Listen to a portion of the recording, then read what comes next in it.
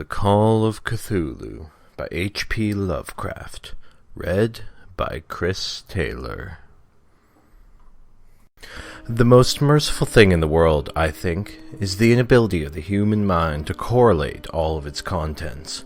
We live on a placid island of ignorance in the midst of black seas of infinity, and it was not meant that we should voyage far.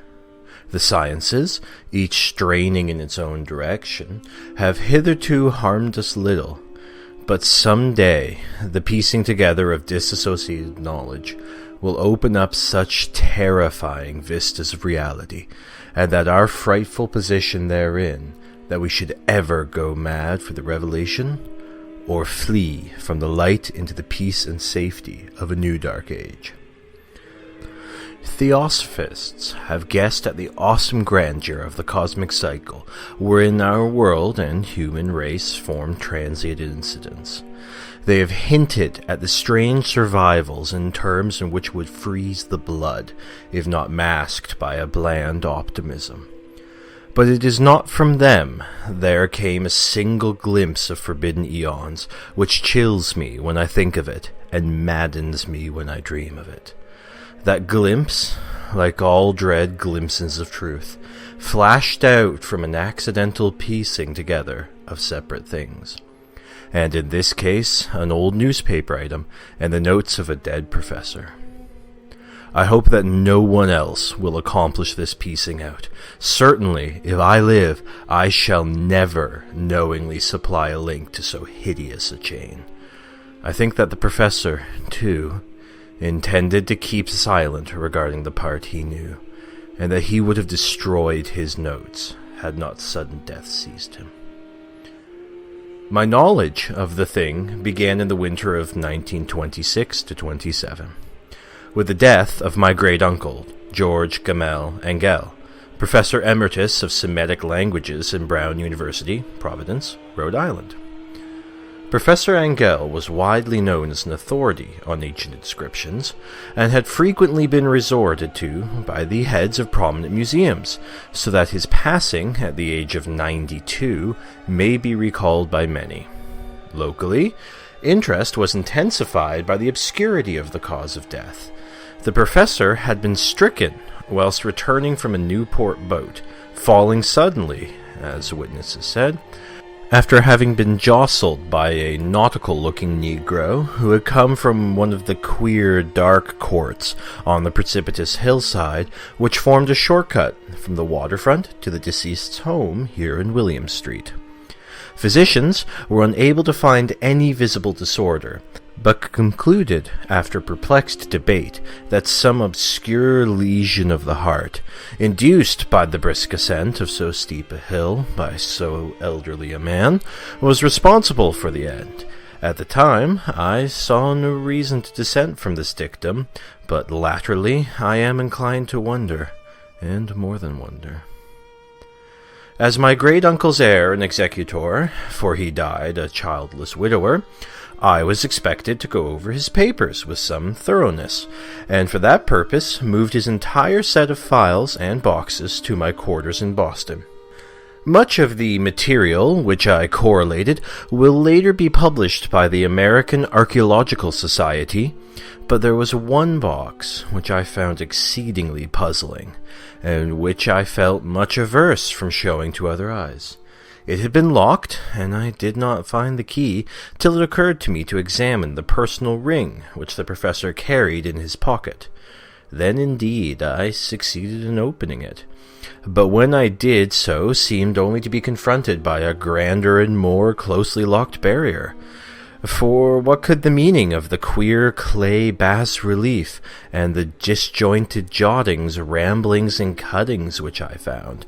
Had my uncle in his later years become credulous of the most superficial impostures? I resolved to search out the eccentric sculptor responsible for the apparent disturbance of an old man's peace of mind. The bas-relief was a rough rectangle, less than an inch thick and about 5 by 6 inches in area, obviously of modern origin. Its designs, however, were far from modern in atmosphere and suggestion. for although the vagaries of cubism and futurism are many and wild, they do not often reproduce that cryptic regularity which lurks in prehistoric writing. And writing of some kind the bulk of these designs seems certainly to be. Though my memory, despite much of the papers and collections of my uncle, failed in any way to identify this particular species, or even hint at its remotest affiliations. Above these apparent hieroglyphics was a figure of evident pictorial intent, though its impressionistic execution forbade a very clear idea of its nature. It seemed to be a sort of monster, or symbol representing a monster, of a form which only a diseased fancy could conceive. If I say that my somewhat extravagant imagination yields simultaneous pictures of an octopus, a dragon, and a human caricature, I shall not be unfaithful to the spirit of the thing, a pulpy, tentacled head surmounted by a grotesque and scaly body, with rudimentary wings. But it was the general outline of the whole which made it most shockingly frightful. Behind the figure was vague suggestions of a cyclopean architectural background. The writing accompanying this oddity, aside from a stack of press clippings, in Professor Engel's most recent hand, made no pretense to literary style. What seemed to be the main document was headed Cthulhu Cult, in characters painstakingly printed to avoid the erroneous reading of a word so unheard of. The manuscript was divided into two sections, the first of which was headed 1925, Dream and Dream Work of H.A. Willcroft, 7 Providence Street, Rhode Island. And the second, Narrative of Inspector John R. Legrasse, 121 Bienville Street, New Orleans, at 1908. Notes on the same and Professor Webb's account. The other manuscript papers were brief notes, some of them accounts of the queer dreams of different persons, some of them citations from theosophical books and magazines, and the rest comments on long-surviving secret societies and hidden cults, with references to passages in such mythological and anthropological source books as Fraser's Golden Bough and Miss Murray's Witch Cult in Western Europe. The cuttings largely alluded to outre mental illnesses and outbreaks of group folly or mania in the spring of 1925. The first half of the principal manuscript told a very particular tale. It appears that March 1st, 25, a thin, dark man of neurotic and excited aspect had called upon Professor Engel, bearing the singular clay bas-relief, which was then exceedingly damp and fresh. His card bore the name of Henry Anthony Wilcox, and my uncle had recognized him as the youngest son of an excellent family slightly known to him, who had latterly been studying the sculpture at the Rhode Island School of Design and living alone at the Fleur-de-Lis building near that institution.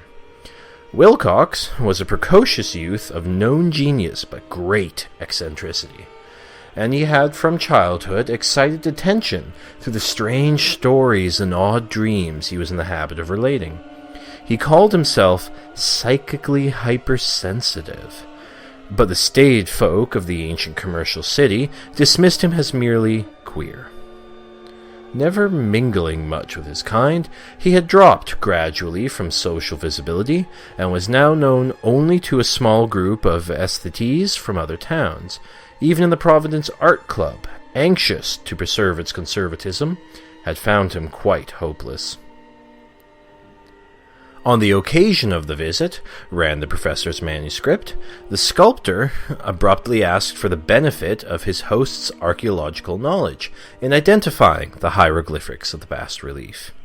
He spoke in a dreamy, stilted manner, which suggested pose and alienated sympathy, and my uncle showed some sharpness in replying, for the conspicuous freshness of the tablet implied kinship with anything but archaeology. Young Wilcox's rejoinder, which impressed my uncle enough to make him recall and record it verbatim, was of a fantastically poetic cast, which must have typified his whole conversation, and which I have since found highly characteristic of him. He said, "It is new indeed, for I made it last night in a dream of strange cities, and dreams are older than brooding tear, or the contemplative Sphinx, or the garden-girdled Babylon." It was then that he began that rambling tale which suddenly played upon the sleeping memory and won the fevered interest of my uncle. There had been a slight earthquake tremor the night before, the most considerable felt in New England for some years, and Wilcox's imagination had been keenly affected. Upon retiring, he had an unprecedented dream of great cyclopean cities of Titan blocks and sky-flung monoliths, all dripping with green ooze and sinister latent horror. Hieroglyphics had covered the walls and pillars, and from some undetermined point below had come a voice that was not a voice, a chaotic sensation which only fancy could transmute into sound, but which he had attempted to render by the most unpronounceable jumble of letters. Cthulhu. This verbal jumble was the key to the recollection which excited and disturbed Professor Angell. He questioned the sculptor with a scientific minuteness, and studied with frantic intensity the bas-relief on which the youth had found himself working, chilled and clad only in his night-clothes, when waking had been stolen bewilderingly over him. My uncle blamed his old age. Wilcox afterwards said for his slowness in recognizing both hieroglyphics and pictorial design. Many of his questions seemed highly out of place to his visitor, especially those in which he tried to connect the latter with the strange cults or societies, and Wilcox could not understand the repeated promises of silence, which he was offered in exchange for an admission of membership in some widespread mystical or paganly religious body. When Professor Angell became convinced that the sculptor was indeed ignorant of any cult or system of cryptic lore, he besieged his visitor with demands for future reports of dreams. This bore regular fruit, for after the first interview of the manuscript records, daily calls of the young man, during which he related startling fragments of nocturnal imagery, whose burden was always some terrible cyclopean vista of dark and dripping stone, with a subterranean voice or intelligence shouting monotonously in enigmatical sense impacts and insubscribable save as gibberish. Two sounds, frequently repeated, are those rendered by the sounds Cthulhu, right, yeah. On March 23rd, the manuscript continued, Wilcox failed to appear, and inquiries at his quarters revealed that he had been stricken with an obscure sort of fever and taken to the home of his family in Waterman Street. He had cried out in the night, arousing several other artists in the building, and had manifested since then only alternations of unconsciousness and delirium. My uncle at once telephoned the family, and from that time forward kept close watch on the case, calling often at the Thayer Street office of Dr. Tobey, whom he learned to be in charge. The youth's febrile mind, apparently, was dwelling on strange things, and the doctor shuddered now and then as he spoke of them. They included not only a repetition of what he had formerly dreamed, but touched wildly on a gigantic thing miles high, which walked or lumbered about. He at no time fully described this object, but occasional frantic words, as repeated by Dr. Tobey, convinced the professor that they must be identical with the nameless monstrosity he had sought to depict in his dream sculpture. Reference to this object, the doctor added, was invariably a prelude to the young man's subsidence in lethargy. His temperature, oddly enough, was not greatly above normal, but the whole condition was otherwise such as to suggest true fever rather than mental disorder. On April 2nd, at about 3 p.m., every trace of Wilcox's malady suddenly ceased. He sat upright in bed, astonished to find himself at home and completely ignorant of what had happened in dream or reality since the night of March 22nd. Pronounced well by his physician, he returned to his quarters in 3 days. But to Professor Angell he was of no further assistance. All traces of strange dreaming had vanished with his recovery, and my uncle kept no record of his night thoughts after a week of pointless and irrelevant accounts of thoroughly unusual visions. Here, the first part of the manuscript ended, but references to certain of the scattered notes gave me much material for thought. So much, in fact, that only the ingrained skepticism then forming my philosophy can account for my continued distrust of the artist. The notes in question were those descriptive of the dreams of various persons covering the same period, as in that which young Wilcox had had his strange visitations. My uncle, it seems, had quickly instituted a prodigiously far-flung body of inquiries amongst nearly all the friends whom he could question without impertinence, asking for nightly reports of their dreams and the dates of any noticeable visions for some time past.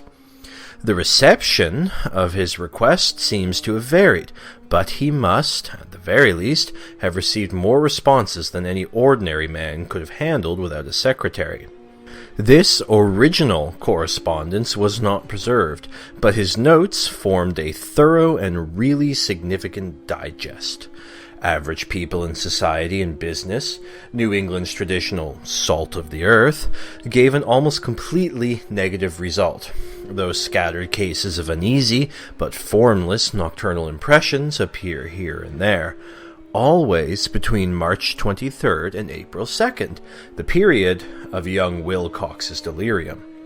Scientific men were little more affected, though 4 cases of vague description suggest furtive glances of strange landscapes, and in 1 case there mentioned a dread of something abnormal.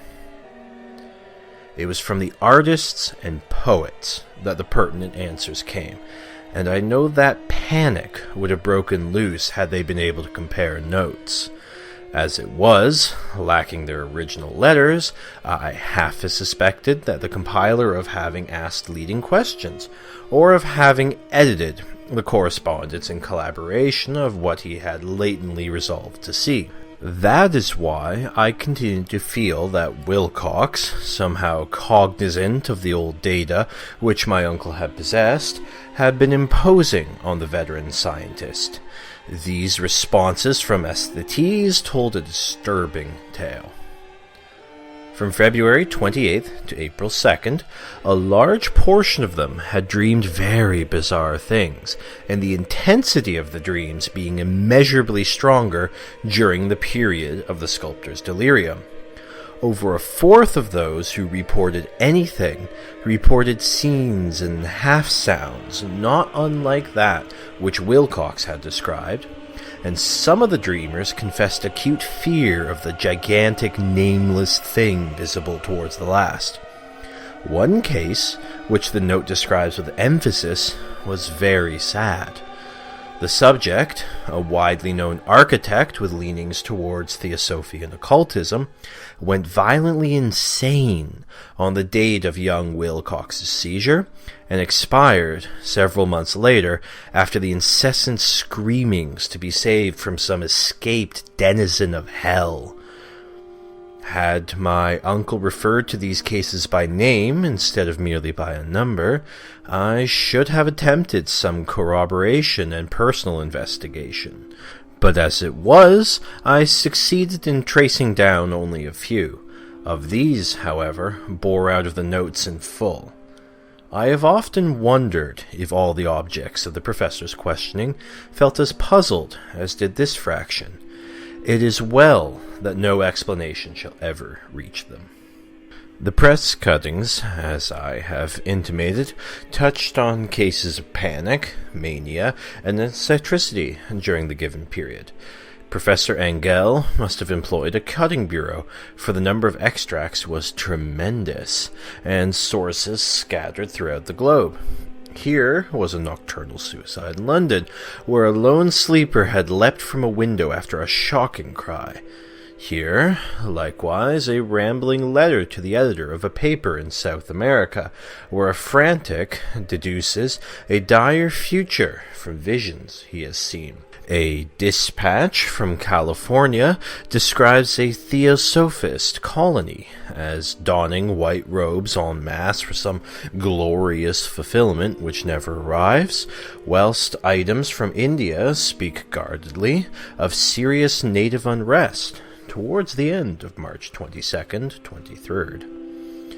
The west of Ireland, too, is full of wild rumor and legendary, and a fantastic painter named Ardois Bonin hangs a blasphemous dream landscape in the Paris Salon spring of 1926. And so numerous are the recorded troubles in insane asylums that only a miracle can have stopped the medical fraternity from noting strange parallelisms and drawing mystified conclusions. A weird bunch of cuttings, all told, and I can, at this date, scarcely envisage the callous rationalism with which I set them aside. But I was then convinced that young Wilcox had known of the older matters mentioned by the professor.